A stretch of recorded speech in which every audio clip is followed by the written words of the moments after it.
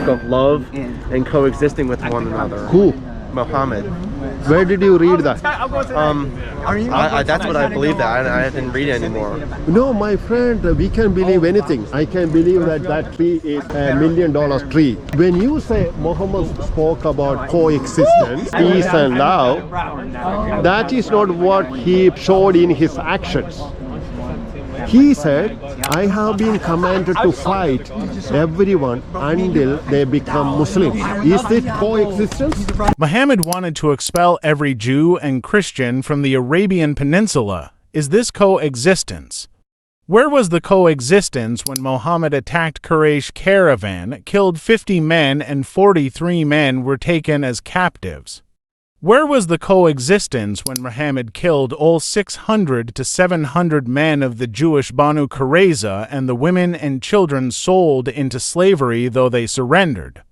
So I am asking you to give me one reference, one source that say that Muhammad preached love, peace and coexistence. Give me one from Quran or Hadith. When you read it, it will be exactly the opposite. You will hear verses like, fight those who does not believe in Allah. That's why ISIS is there. Why? Because they want to follow first century of Islam. Right. That's why violence is happening. Groups like ISIS have the worst possible interpretation of Islam. It should go without saying.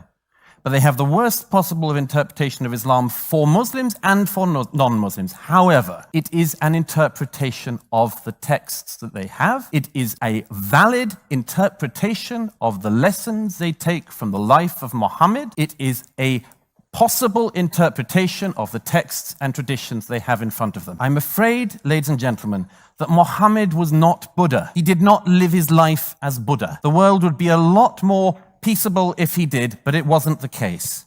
Consider the history of Christianity, ladies and gentlemen. The history of Christianity, goodness knows, has been bloody. Would it have been more bloody or less bloody if on even one occasion, when one of Jesus' disciples comes to him and says, how many times should I forgive my brother? 7 times or 70 times 7. If instead of saying forgive him endlessly, which is what Jesus ends up saying, he'd have said chop off his head.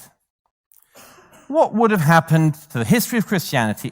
I think we can all agree. We should all be able to agree. In a place like this, the history of Christianity would have been bloodier.